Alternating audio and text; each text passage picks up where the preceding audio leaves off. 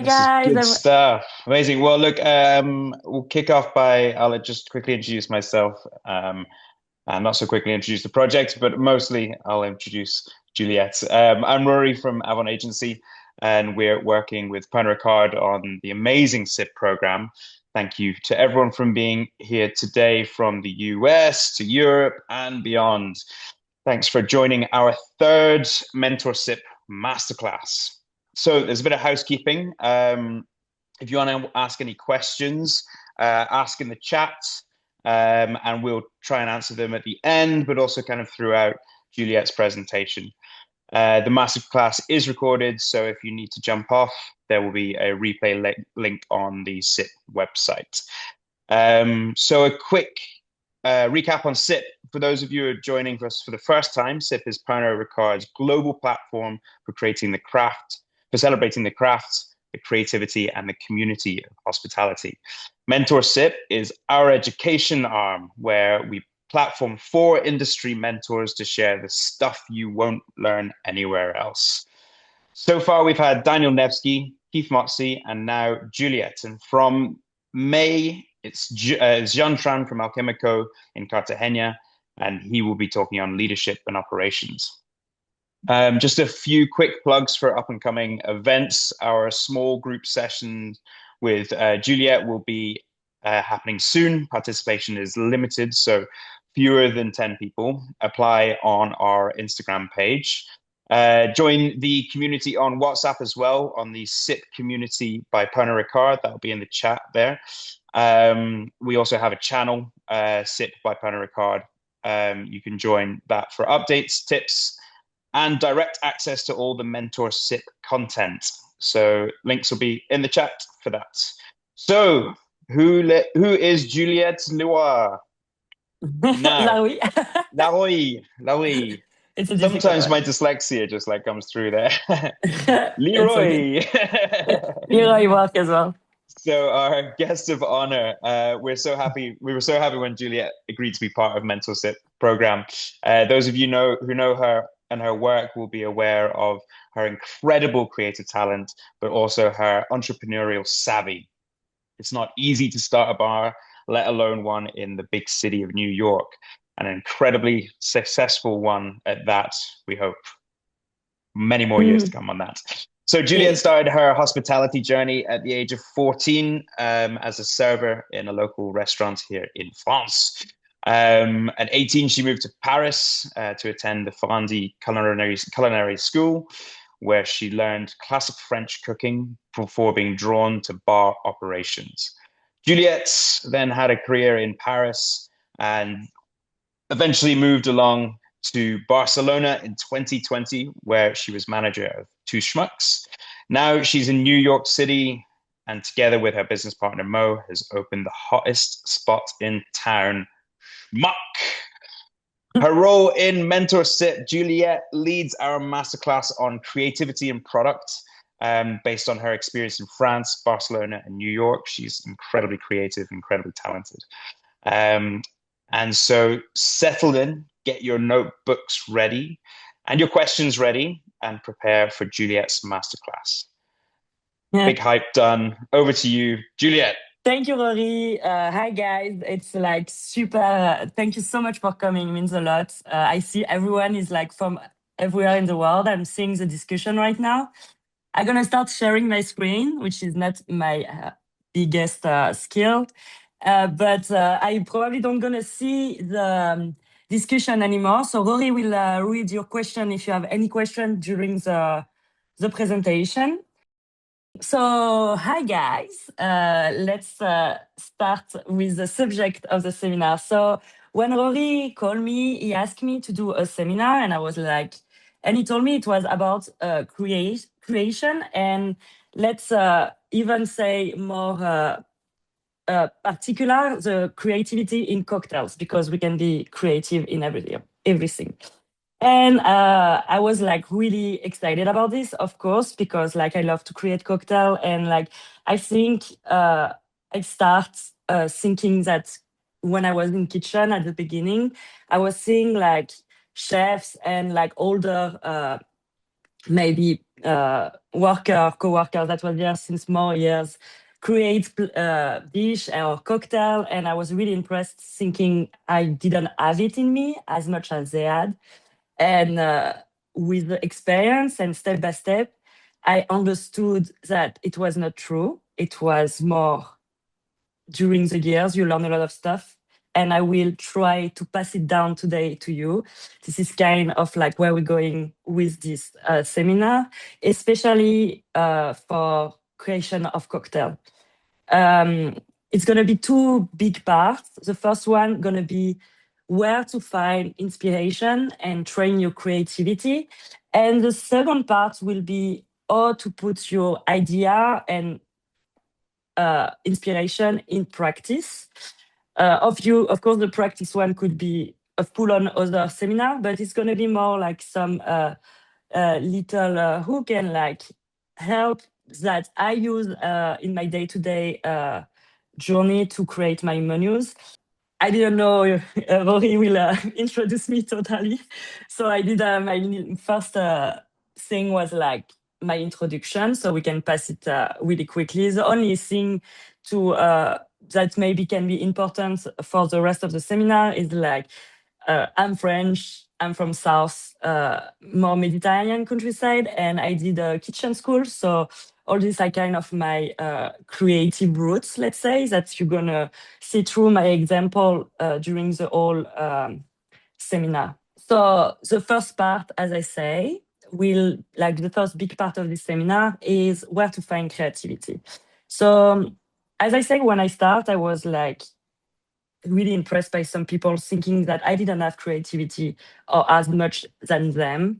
And little by little, I understand creativity was more a muscle and not something you have in you, and you can train it. And when you use it, it become bigger. You just have to put you in situation when you try to create, or in situation when you use it the most. So, like I'm gonna try to give you like some hints to like maybe start to use it and then like make it always work and always be in a creative mode.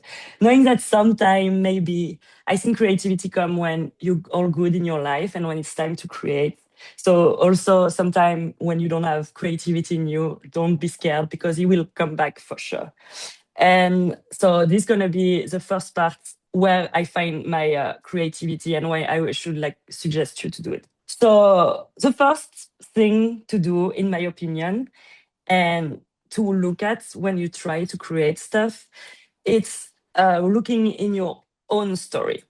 So I use a lot of my roots to create cocktail, and I think everybody should so because in almost every culture around this world, there is like already amazing like culinary tradition and drink tradition that you grew up with and you know particularly well. Sometimes you think like maybe this dish is interesting only to you because you grew up with it, but in fact, if a dish is here since so many years, if a drink is here since so many years, it's probably because there is something quite magical about it and you could like use it for someone else. So my first point is your culinary heritage is interesting everyone, not only you. I like to try, like, I like to use the example of michelada, for example, that is like a huge cultural drink in Mexico, and that become super huge in the bar industry like this last year.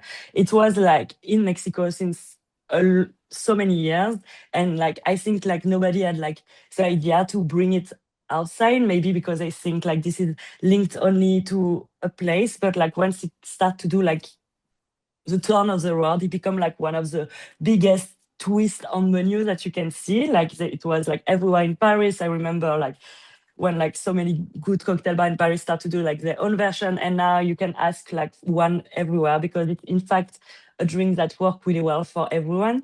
And I think it's a good example of like a really uh, particular cultural and traditional drink that's been drink like in particular moments, like festive moments in Mexico, for example, and become like this huge thing all over the world. And I think in every culture you can find something that will touch everyone like this. So I think the most easy way to create the first thing is to watch your own heritage. The second thing why this is the best way to use, like the best way to create, is also because you understand your culture more than anyone, and you know what's good in it and what will not work if you don't do it the right way. I will explain you better when I go to my example, because I have a really, like, I took one of my own cocktail as an example. But I think, like, because you know exactly what this drink or this dish or this moments mean, that you're gonna get inspiration from. You know all the back and forth of like what you have to highlight and what you have to don't make as a mistake, and it's like way more easy to create when it's something you know as much. And once again, it's like it's easier to tell a story you know by heart. It's the last point on this first like thing to to find creativity. It's like the most easy because like a lot of bartenders like to discover a new ingredient and try to use it in a cocktail, but I think sometimes it can be a mistake. Like the ingredients you know the most are like the most easy for you to create with. And even if you go one day, you travel, I know you're all from all around today, but you travel and you find a new spice and you want to try it and to use it in a cocktail. I don't say it's a bad idea, but I say it's more difficult because you don't know what's the best way to use it in what dish they got used before. When you are from, for example, I will take an example with me, of course. I'm from south of France. Let's say we use a lot of tomatoes. I love to use tomatoes in my cocktail. I know when they are the best season. I know how to season them. I know what are like the good pairing because all my life I used to eat tomato in salad, have like drinks with tomato, have like, and so all this helped me to create way fairer and way more easier. I don't say using like ingredient from elsewhere in the world is impossible when you didn't grow up there, but I just say it's way more difficult. And if you start to create or your creative journey, your creative menu, I will say the most easy way, the first thing you should do, it's always watch your own story. And it seems a lot like a lot of idea now and not really real. So to make a better explanation, I take three cocktail I really like, two cocktail I really love, and one of mine from all around the world that are like a really good example, in my opinion, of this. You take your own story and you make it into a really beautiful creation. Uh, and that like probably no one else than someone that grew up in this place could have created as good, let's say. So I will start by the one on the middle. It's a pesto martini from Moebius. It has been invented by Giovanni. It's a martini, of course, with pesto, and Giovanni is from Genova, where the pesto have been invented. So he's doing his own pesto. No, everything about pesto is not at all the one you will find in your supermarket. It's like the first pesto martini he did. I was here, and it was a pesto made by his own mother. So I mean, the story become like crazy, and you know what's like the component of pesto the best, and like what like the seasonality of it, and it become its signature cocktail in Moebius in Milan. That is like one of the also biggest creative menu you can find around the world. I think it's a beautiful example of like how to use something you know and he eats since like since he's little and make it into like a beautiful cocktail that is like kind of famous around the world. The third picture, it's a really old picture. I'm sure this presentation probably changed a little bit, but it's a cocktail I really love. That is the Margarita El Pastor. It's served in Limontour. It's a really herbal cocktail. It's basically El Pastor is basically a taco normally with like meat, carne, and the meat is cooked with some pineapple. And after, as like a lot of taco, you add like a lot of like herbs and some cooked pineapple. So this is the taco that's named El Pastor, and they did a margarita inspired by it. They didn't like just infuse a whole taco inside like tequila or something. They just take all the components they think was like really important as like the herbs and the pineapple and make like this crazy grassy syrup. I know because we did it together for one event they did in one of my bar, and it's like instead of like because they know all the components and what makes this El Pastor taco amazing, they take it and use it to make a beautiful margarita. That is also one of the. It's a simple cocktail, even though you have to do fresh uh, herb juice every day, but it's like an amazing one, and it's because they understand the essence of the El Pastor taco dish. The last example, it's mine. It's melon cheese pepper, one of my signature cocktail. And in this cocktail, I use a melon cantaloupe, which is like fruits. A melon cantaloupe, I'm sure you use. It's not like a obscure fruit everybody know. Uh, but it's a fruit that in south of France you eat every day when it's summertime because it's like everywhere and like you always have some fresh in your home. And you eat it as a starter with like it can be with mozzarella, and my dad was putting some black pepper on it, so I did like the melon cheese and pepper, and I knew exactly how I wanted my components into this drink because it was components that I knew since I'm a child basically. And for example, the melon, I didn't want it clarified, I didn't want it infused, I wanted like the juiciness of the melon because this was like what representing for me this uh, dish. And once again, I knew this because it's a dish I love and I know by heart basically. And same the mozzarella, like it's like a foam because I don't want it to be mixed because basically like the game of this dish is kind of make your own forks and like take a little bit of. It can be with almond as well. It's really normal, I guess you know as well.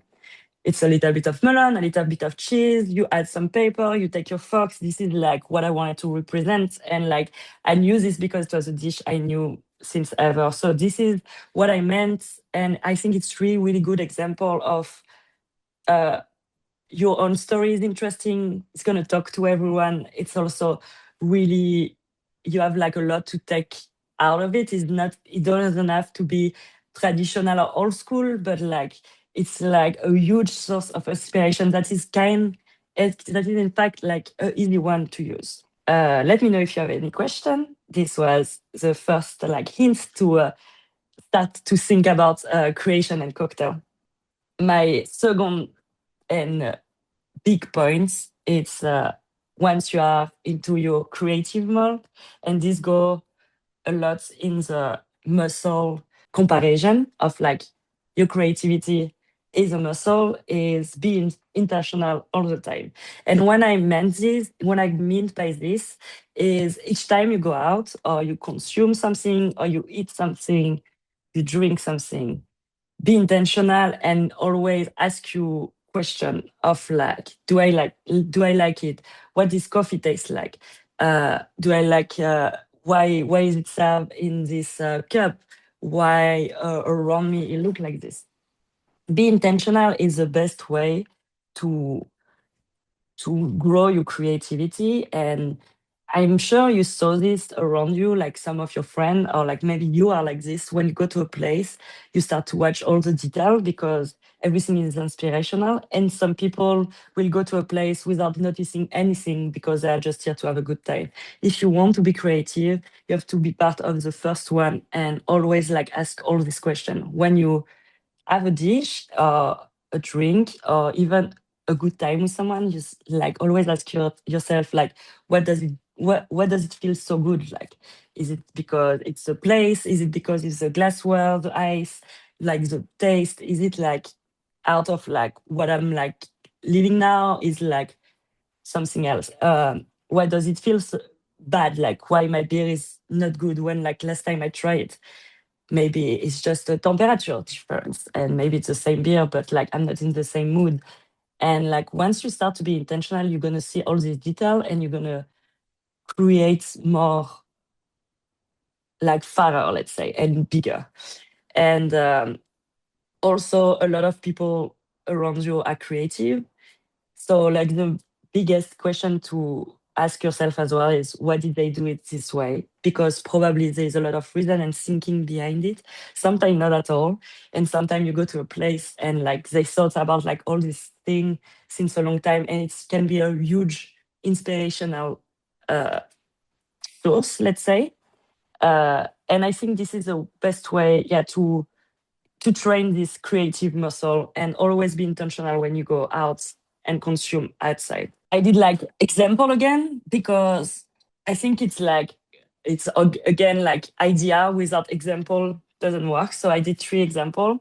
The first one is Giorgio from Le Connaître.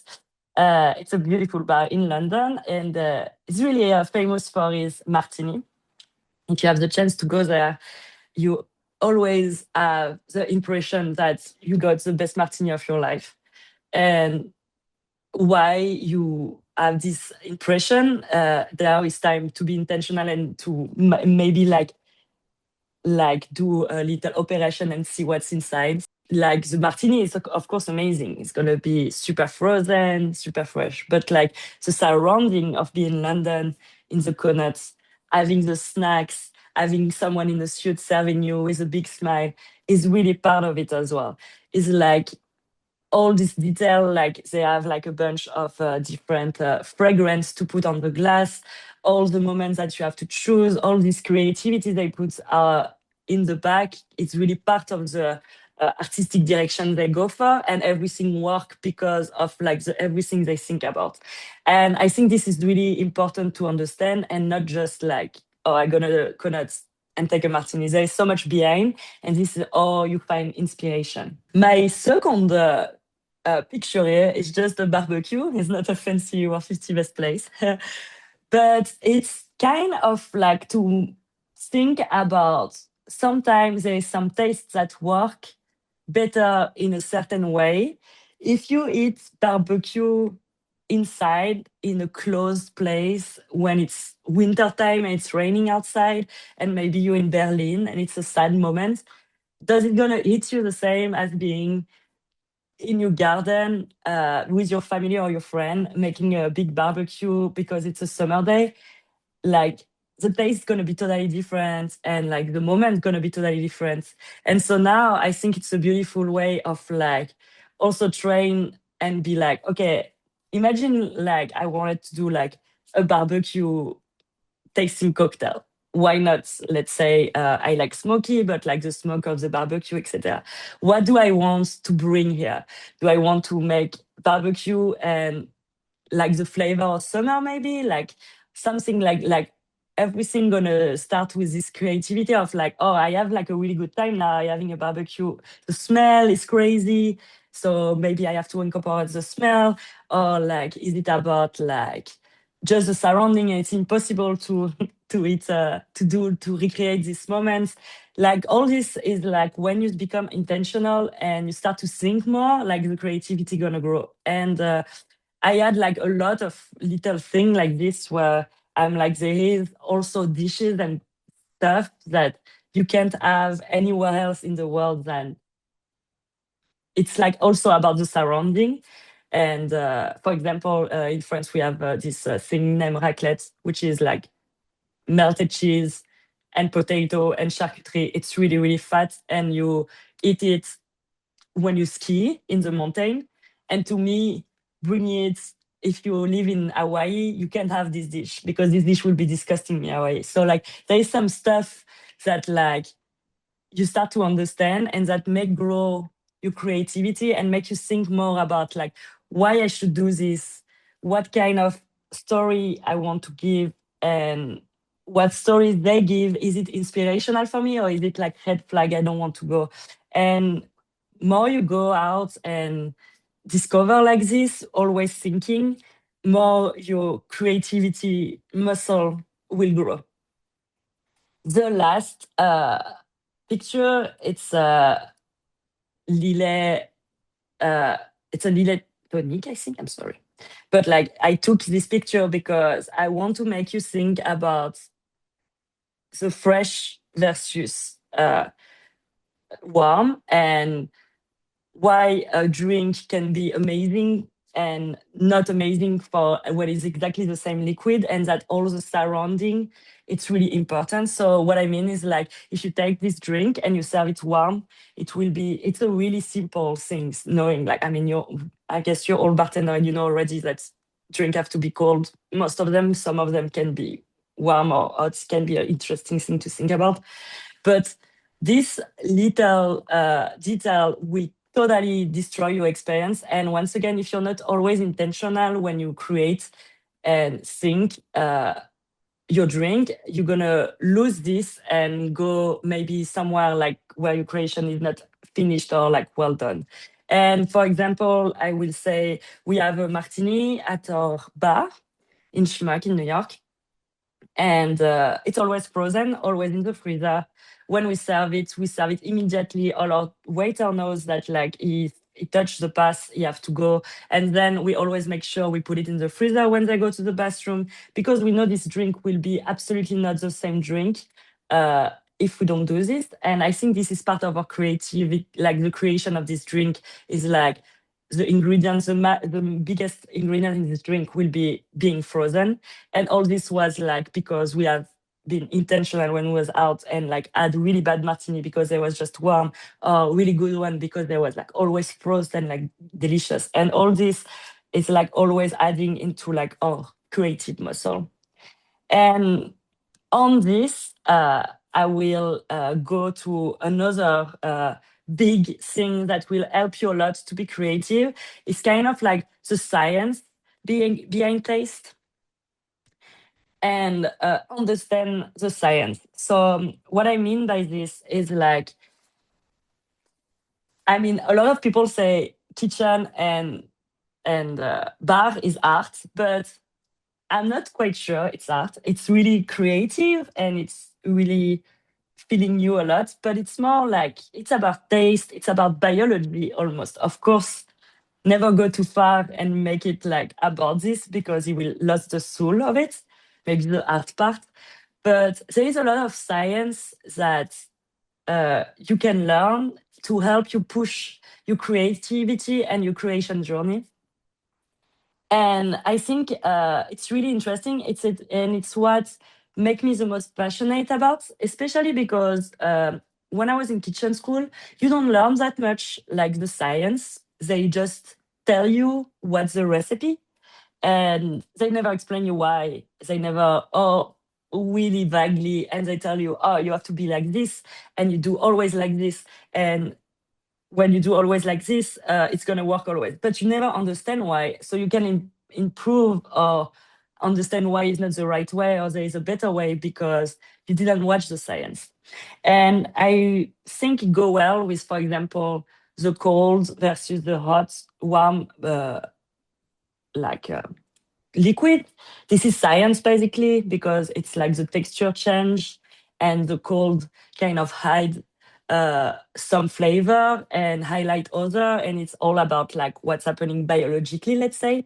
So it's an easy way to understand. There's a lot of intuitively like notion that you can understand intuitively. Once again, this could be a whole other seminar and I'm not good enough to do it, but I'm gonna try to make you understand little stuff that you probably know already, or maybe you never have been again intentional about it and never like think about it enough to be like, oh, this is why. But or maybe you know you know already, but I will go through and tell you how you can use all this knowledge to once again like train your creativity, right? So there is some notion that you understand intuitively or you know already because it's like basic knowledge. There is taste and aroma, for example. I'm gonna go there because I have my little scientific slide. Taste and aroma. The taste is on your tongue, right? And the aroma, it's more like what you're gonna have in your nose. So basically, you taste like as we know with your tongue and with your nose. And especially in drinks, it's going to be because you don't have that much texture. It's mostly liquid. Sometimes there is different texture, but like it's not like a main thing like you have in kitchen. The aroma is extremely important. And like some like now that you know this, like what is aroma? Aroma is basically molecules. And once you know this, you can like understand way better your your cocktail and why does it work, why does it don't work. You also know already intuitively that like if it's too sweet, you add sour and it's gonna make it like more balanced. All these are like knowledge that you know intuitively, but like once you watch a little bit, or like food is like drinks is like biologically like made, you start to understand a little bit more and how your receptor get like all the information. And I think it's not really important to know everything, because like if you go too far, maybe you will lose like the joy. But it's interesting to go a little bit farther, and there is like some notion you can understand better and go farther in your creativity once you understand all this. I'm gonna tell you just small story about what happened to me. I lost my smell when I got COVID, like a lot of people. It was really, really scary when you do our job. and so I had only my taste. So I could feel sweet, sour, salty, bitter, umami. I'm not sure it's a real thing. People are not sure, but like let's say umami as well. And I could feel spicy as well. So all the joy of food disappeared totally, right? And as you can imagine, because all the aroma left. But when I start to gain my smell again, it took a little time. It was step by step, and I was starting to smell first like the smokiness. We are right, and this like I could say smokiness and smokiness. I don't know, but intuitively I knew it was such a heavy aroma, right? And in fact, it is biologically real. And because it's the first thing you get, and like aroma like strawberry and fruitiness, I didn't get it yet. I just had like the smoky for the moment. So when you do a cocktail and you had like some smoky component, maybe it's gonna like erase some other component. And this is kind of like maybe like a biological thing you can understand. And another day, I was still like not having everything. I took a mango lassi, and the only taste I could taste was cardamom, like the spice. I didn't even understood back in the days that there was cardamom in mango lassi, but the aroma of the mango was so light that the cardamom came. And once again, intuitively, I kind of knew that if I was putting spice in a drink, maybe it's gonna hide like some fruitiness and stuff. But all this was like a really interesting way of like now, how do I create? How do I use my ingredient? I I put in practice a lot, like little knowledge I understand. And this is two example, let's say. I just put taste is molecule like to remind like the science behind it kind of situation. Um, so like one big thing I didn't invent, but monochrome ingredients work together. Scientists' reason is because the color, like the molecule have color, and of course, like if you think about all the ingredients that are naturally orange, like orange, carrots, uh, all these citrus that can be orange, and you think about them together, you're like, oh, it works really well. And it's because the molecule are kind of similar and work really well. And if you do a monochrome with green, it's like mostly gonna work. So imagine lime and cucumber and mint and all these green ingredients. And all this is because they are naturally green for a reason. They have like the same kind of like structure, and when you taste them they also go really well together.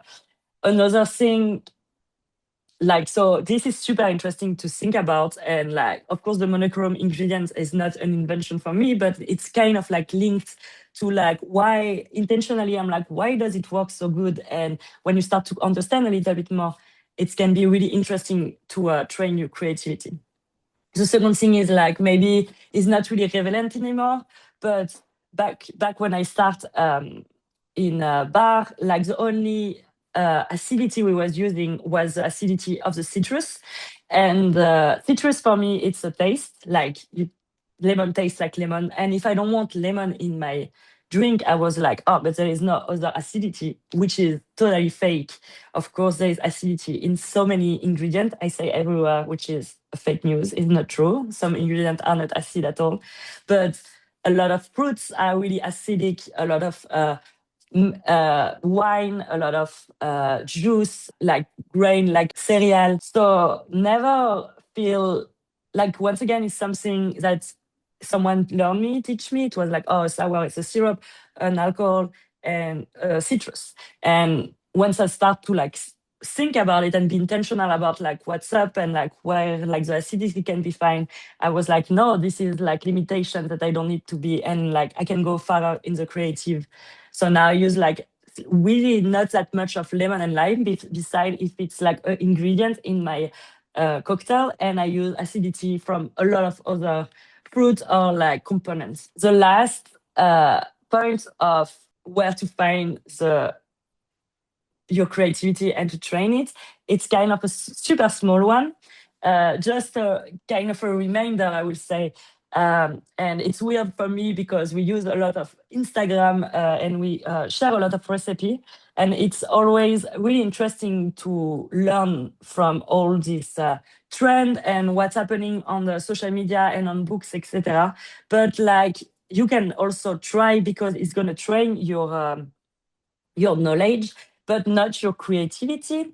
Be careful with this. And also, don't forget that on Instagram, cocktails are made to be beautiful more than good. For example, all these sour are really foamy because they look beautiful, but maybe it's because it's a lot of egg white inside. And when you are intentional and drink it, you're like, oh, it's way too much egg white or something like this.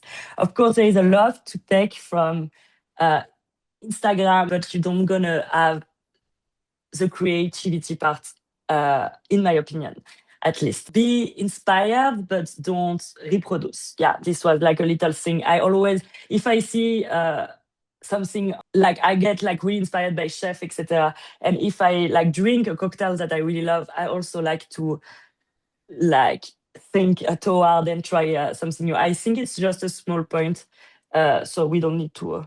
Yeah, do like we're gonna do the second part. So is anyone have a question about this? I know it was a lot of like different stuff.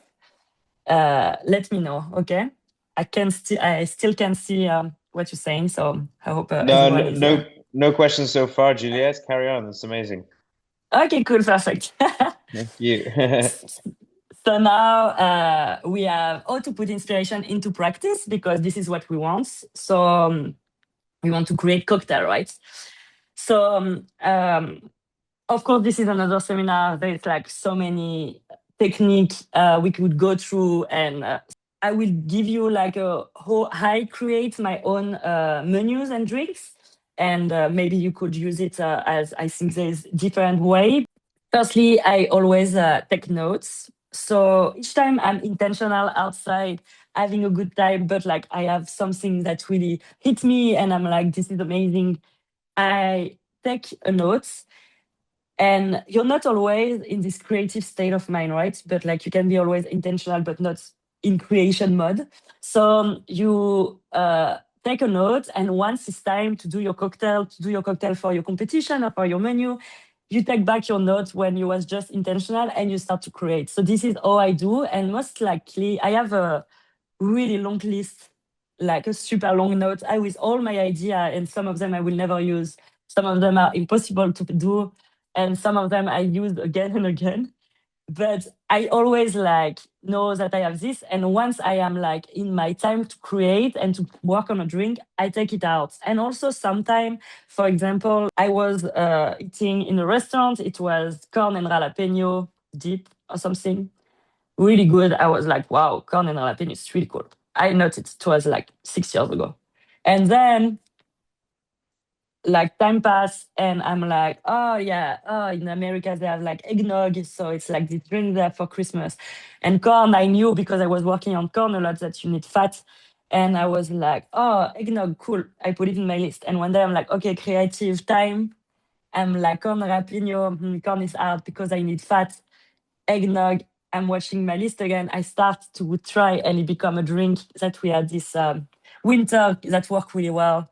And this is all I feel like you're always intentional, you're not always creative. So take your notes and also write down everything. Nothing is a bad idea. And I know probably everybody knows this feeling of like you have an idea, but you can't say it because you think people are gonna be like, no, this is shit, and like destroy your ego. Try to pass this. Like I was like a lot like this because I started really young, and now I'm like, hopefully I have like more confidence in me. But like, no idea is a bad idea, and you can always try it for yourself. And if it doesn't work, it doesn't work. But at least you will have learned toward like the whole process. So the first point is take notes, and it's always what I do when I start to create. And then it's time to make your cocktail, right? And we are doing creativity can be in a lot of form, but like here we're talking today about creating a cocktail. And when you do a cocktail, everything has to be liquid. So this is the first difficulty.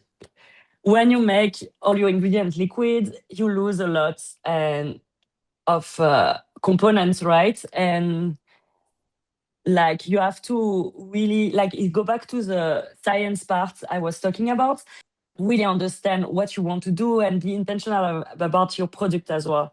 So I will take back my example of my melon cheese pepper and be okay, melon is like these fruits. I love to have the melon because it's super juicy, and what I want to not lose for sure is the juice. And also I don't want to lose the flavor of the melon because if I clarify it and stuff, you're gonna start to lose like flavor, etc. So now I take my decision. I'm like, melon will be in my cocktail and it will be in juice form. If you want to do a martini with melon, why not you infuse your alcohol with it? And all this have to be some uh, some process in your head as well. Once you have your notes, you take your note out, you do a new note, and you're like, okay, I'm doing melon cheese pepper. So what's the components? This is this. What kind of drink is gonna be? It's gonna be a juicy drink with a foam. Kind of weird, but let's do this. And now you have like more and more and you understand more your products. I'm gonna give you some little example. For example, the banana. Banana is a really hard uh, component in cocktail because uh, it is not really juicy. It's one of the fruits with the less juice in the world. So how do you do? Like you can do a puree. So do you gonna choose to do a tiki style cocktail maybe? Or you can go further and find other technique here. Like now we have the Pectinex, but it was so we can do a banana juice. But like it's always like, okay, out of the banana, can I infuse it? It doesn't work that good. Can I puree it? It's gonna give like this crazy texture. So I have to think about the cocktail as the crazy texture one. New technique I find it's a Pectinex. So let's do this. It's a lot of banana. You have to think about the cost, but at the end you have like a kind of mind blowing banana juice that no one knew before, and like this is like the direction I want to do. The chili, it's a good example as well because it's really easy to do a spicy drink. Uh, Same, you have to understand where the spice come from. The spice come from only the seeds and like a little bit the surrounding, but mostly the seeds. So do I want the taste of the chili or do I want the spiciness of the chili? If in my jalapeno cocktail, for example, I always take off the seeds to have only the taste of my jalapeno.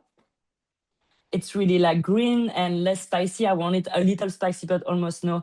But now I want to do a spicy margarita. It's really trendy in America, for example. So I'm gonna just cut a bunch of really hardcore chili, leave all the seed, put it in my tequila, and wait for 3 days, and I will have the best component to have spiciness. And the last example, it's also something you have always to have in mind. I'm tending to do a lot of prep in my creation, and this is how I create. But be always aware that there is also artisanal behind alcohol and wine and even juice. And some people like just mastered making really beautiful liquid that you don't need to try too hard in your kitchen. So um, just also try to use these components. There is like a lot of like really good spirits already done that you can add as like wow components. Trying a lot of new stuff, and yeah, I just wanted to do a shout out to to the spirit maker and winemaker. So find the best technique. Once again, I will say also full-on seminar. There is so many techniques, but now you understand your ingredient, right? And you know you have to make it liquid, and you know kind of like what's gonna be the texture and stuff. It's time to learn new technique, and this gonna also muscle your creativity, because once you have one technique, you can ask yourself, what if I do it with this ingredient? And you open a whole new world, let's say. Uh, how to know the right technique? Now it's time to see in books, to watch your favorite cocktail bartender, or even ask the question directly. I'm like going to a bar and being like, wow, you got like this like flavor out of this ingredient. It's crazy. What did you do? And this can be like a whole new journey as well. And like this is kind of like the thing that take probably the most time, in my opinion. It's like trying again and again and failing. I'm still struggling a lot with some ingredient I always wanted to use in my own cocktail. For example, my favorite fruit is blueberries. I love this taste, but like the aroma of the blueberries, it's really, really light. And as soon as you put it with alcohol, it disappears, in my opinion. And I know it's a lot of blueberry cocktail around the world. Never one like was exactly what I wanted, let's say.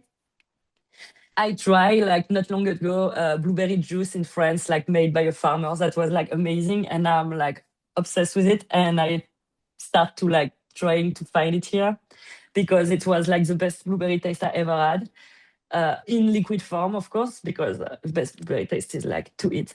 And so all this, it's my own little journey for blueberries that starts probably 10 years ago and still didn't finish. And I still try to find my best technique, but it can be a whole process.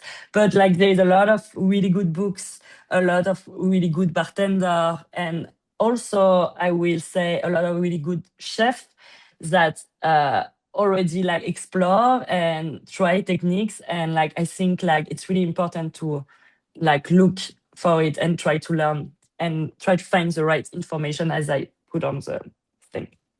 And the last kind of points I wanted to talk about with you, it's I call it limitation paradox, because there's for me two kind of limitation. When like a lot of bar and bartender are like, oh no, this is gonna be too complicated behind the bar. We can do a Ramos gin fizz because it's gonna take too much, and like you have to do this, and it's like too long, and we don't have enough freezer space, and all this, and like all these limitation you put yourself because you think it's gonna be too hard or it's too complicated, or maybe your uh, guests don't gonna like it. This can be a big thing as well. Like, oh no, my guests like sweet stuff, so we can do like dry stuff.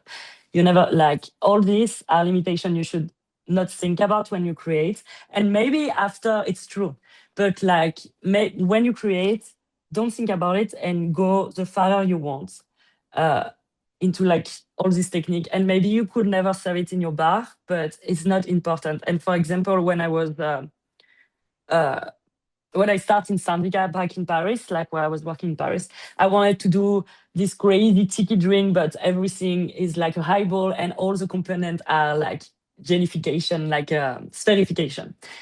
It was crazy, not interesting enough for like all the work, and like never we could have done it in the bar I was working. But I just did it, and I learned a lot toward like, oh, what can you verificate easily, what you cannot, what's working, how it tastes like, and the whole creative process was like one of the most interesting at the time to learn technique and once again train my creative muscle, right?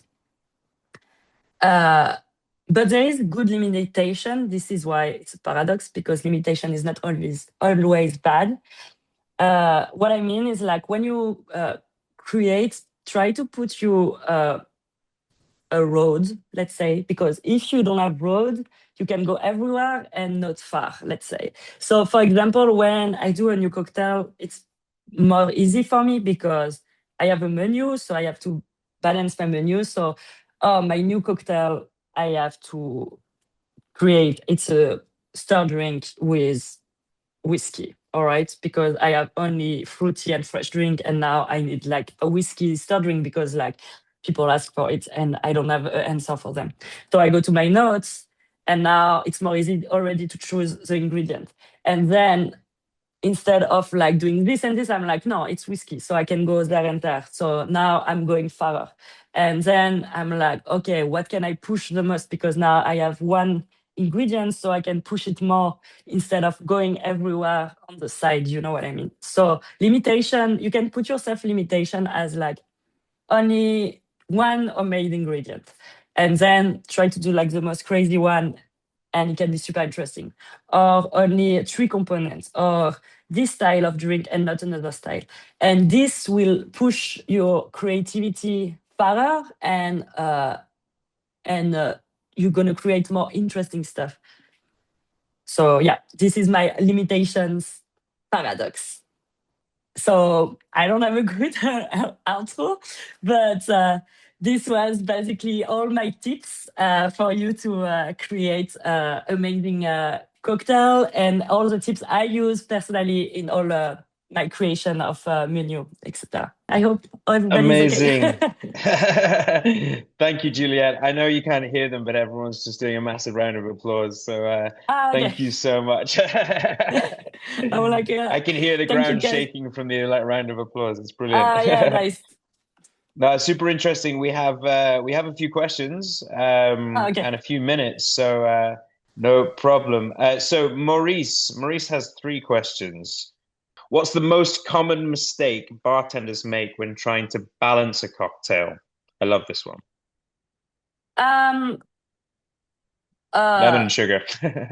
yeah, lemon sugar is not the way, in my opinion.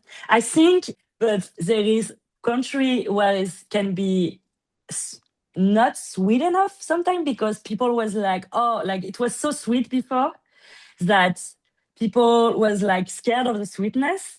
And I think honestly about London, for example, like maybe 7 years ago, where like all the cocktail was like super liquid, and because they were scared of sugar, and sugar exhausts the taste, and it's really important because it's kind of a salt, and maybe sometimes it's too sweet, but like it's always like be careful of like wanting to cancel stuff that you think are bad, because sometimes you're quite wrong. And there is also another thing, is like a lot of bartender, when they start to create, they try every component one by one, and they think all the components have to be balanced, each one, when it's together that they have to be balanced. And I saw people doing, instead of a syrup, they're doing a cordial, and I'm like, why are you doing a cordial?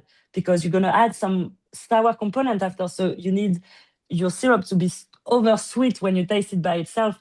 But like it's like your mind have to imagine like the whole liquid together, and not one by one trying. Like if you try a syrup and you're like, oh, it's too sweet, it is too sweet, it's normal, because it's going to be balanced after. So this is a mistake I see a lot as well from my staff, or like from other coworker being like, and or other cocktail creative. But yeah, the acid sugar work really well to balance. You have a lot of acid to bring bitterness, break the sugar as well.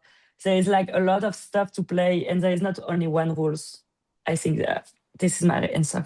He then goes on to ask, what modern techniques or ingredients excite you the most in cocktails right now? So like I would say the Pectinex is pretty mind blowing for some stuff. Yeah, definitely. It's like this enzyme that breaks the molecule, and molecular like this water, and then like you can get juice out of everything basically, which is like out of every vegetable and fruits, which is pretty cool because it's like unseen texture of like ingredients. um Technique wise, I'm really late on the whole um lacto fermentation stuff. I just started like 4 months ago, but it's really fun. Like there is like once again some ingredient I never like. For example, I use it for on bell pepper. I didn't use it yet, but I just try. And the bell pepper lacto fermentation was really interesting when like bell pepper juice is never like that nice in my opinion. So like this is fun, but I like to try like old school stuff. I'm not like the most like bigger in new technique and stuff like all. We have like a lot of technical stuff, but I use mostly my Thermomix here.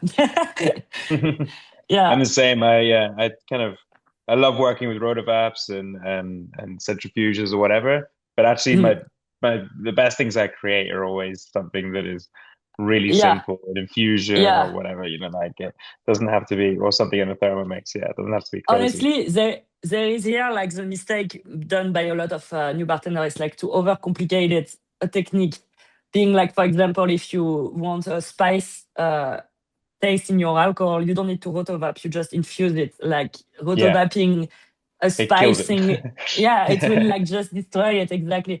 And there is like a lot of like, oh, I want to use this fancy technique, and sometimes it's like just blend it and pass it through Yeah, yeah. chinois Italian, and it will be like And you way get the better. best iteration of the Yeah, ingredients as well. It's like I'm actually going to jump forward to I think somebody asked about your melon cocktail here, because I think it's really relevant to that. So Mark, who I believe is Mark from Cognac, I was thinking. Uh, I was thinking how, like, example, the melon cheese cocktail. How do you prepare for a high volume bar for that? Like, it's right. It's like if it's got loads of texture and the you're uh, highlighting the ingredients texture as much as possible. How do you prepare on a large scale for that? And how do you? I'm gonna add to that. How do you work seasonally with that in NYC if you do? yeah. No, but like the cantaloupe melon in NYC are way. It's like a really sad thing, but like they're way less good. And like they come from Florida, so it's kind of like no Hmm. season here. Yeah, sure. But like compared to the melon from where I'm from, it's like a really sad sad taste. But like because the cordial, I add citric acid and Mhm. sugar, so I always like make it Yeah, the of right course. yeah. Uh, High volume, we are high volume. The only thing is like, oh, we are really prep heavy. I have two um, prep person full time in my team, for example. The juice, melon juice, is made every 2 days, but it's a cordial, so you have to be. It's like it's not going as bad as like 1 day, let's say. And Mhm. the foam is just like we have two siphon, and we are like just training the team to charge it quick. But like basically, it's not the easiest way. But also, I'm always in the.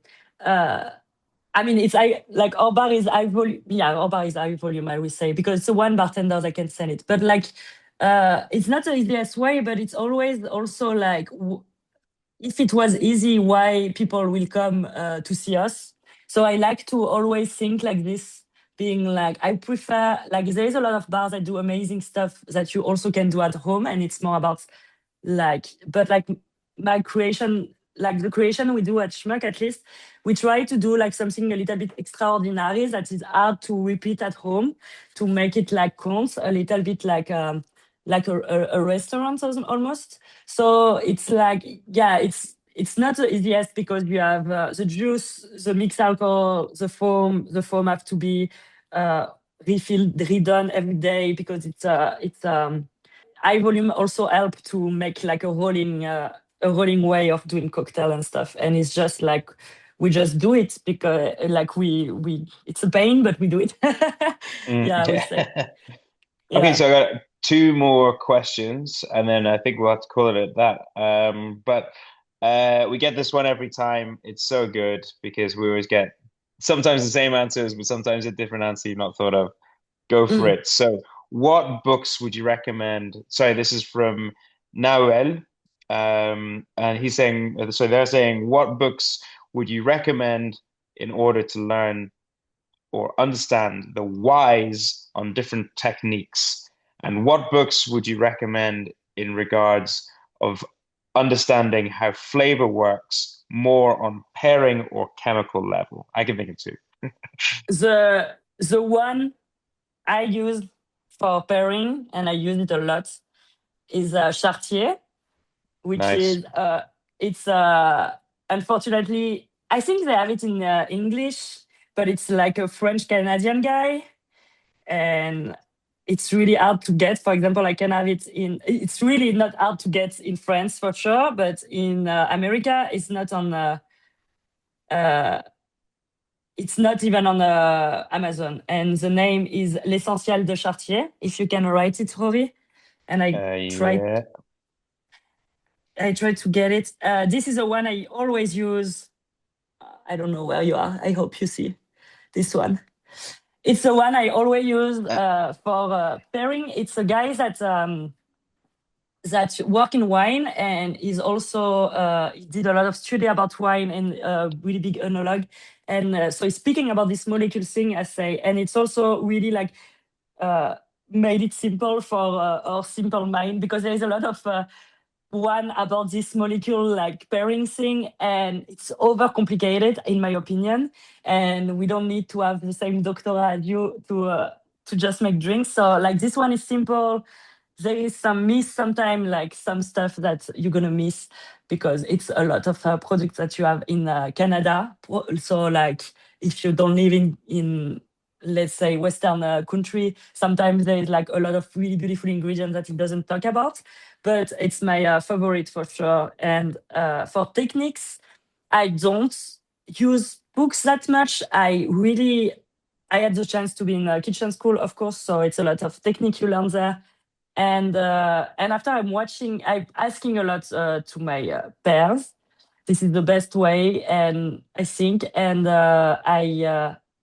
I watch a lot of pastry chefs, because in my opinion they use a lot of techniques that are really usable for us cocktail, because they don't use too much fat, they use the sugar like us.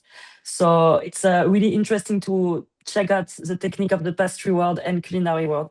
But yeah, this so books for technique cocktail, I have to admit I don't use a lot. But yeah, it's not because they are not good, it's because it's not my way to find technique, I guess. Yeah, absolutely.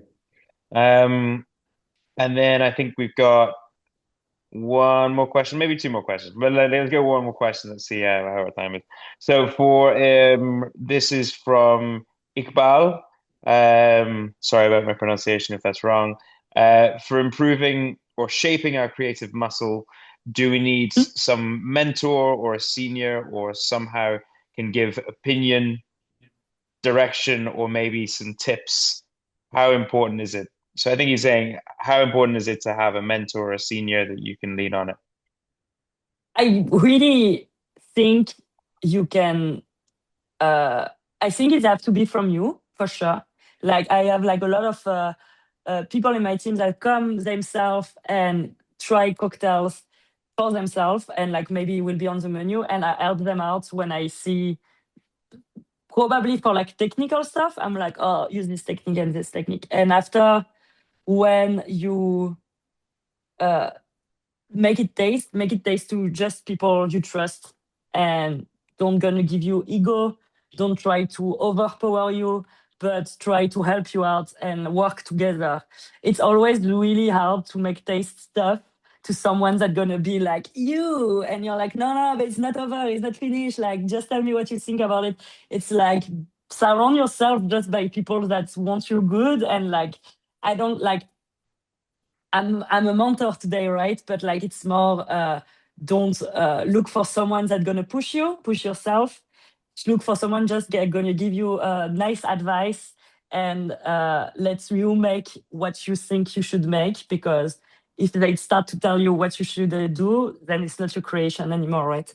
And once your product start to be finished, make it try to someone that wants your good and not wants to be like smarter than you or something like this, that you can see a lot in our uh, yeah work. But like this is what I say, and like yeah, of course it's way better to have someone that did all this technique before, because I can just tell them like, if you use olive oil, it's going to taste like olive oil.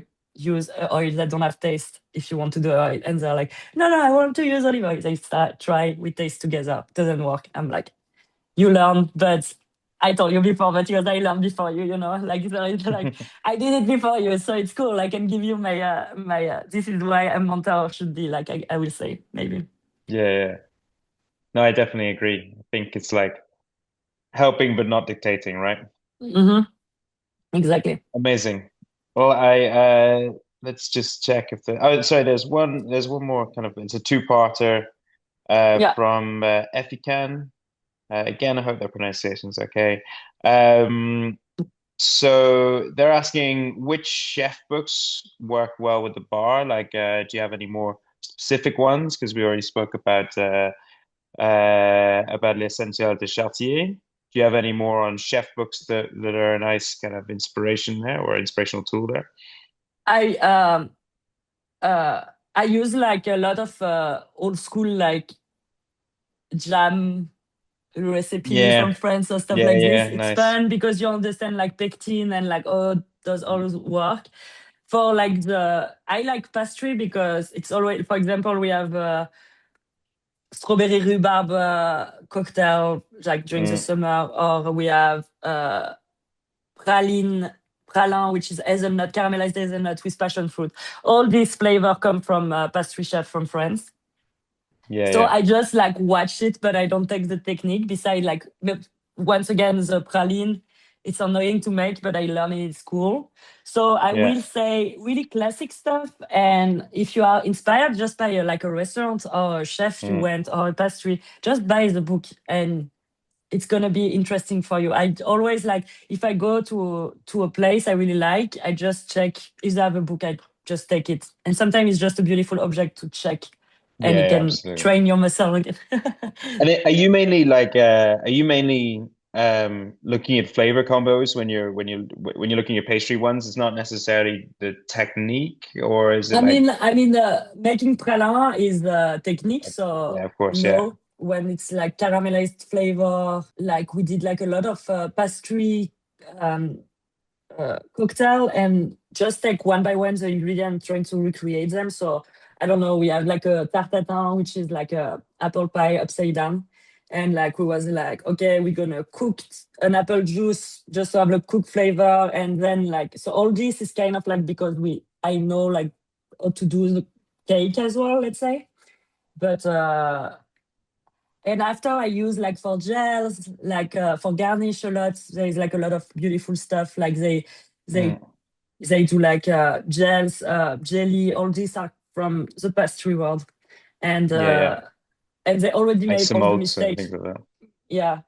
They already make all the mistakes that bar do now. Like all Yeah, the over jellified gelatin and stuff like this. So it's like really like same once again, it's like people that they already did all this. So just check and they will tell you like, oh okay, no. I think. yeah, Yeah. absolutely. Well, look, we're gonna call it at that, but thank you so much. Thank you so much, Um, guys. Amazing to have you on here, Juliette, and I It was feel so like we nice. could have you for another million seminars. So yeah, on behalf of Juliette's, on behalf of SIP, I would like to thank Juliette on behalf of Avon Agency and myself. We'd like to thank Juliette. So let's continue the conversation on WhatsApp. So there are some WhatsApp community links in the channel. And our Instagram page for SIP is Instagram SIP underscore global. Again, links are in the chat. Up and coming events, don't miss Juliette's Ask Me Anything session, which is on the Yay. 30th of March, I believe. This will be shared on the WhatsApp community and a small group session. So, this is where you get to shoot as many questions as you want, Juliette. That will be on April the 13th. And these are both just great opportunities to dig in further for more opportunity to expand your knowledge on creativity. But thank you so much, Juliette. Thank you guys I'm for all coming to see my seminar. It means a lot. Thank you so much. You're brilliant. Thank you. Thanks everyone for joining, Thanks, and Juliette. we'll see Thanks, you all at Larouy. Schmuck for a drink. Yeah, for sure. You're Bye. all invited. Bye bye. Thanks. Bye.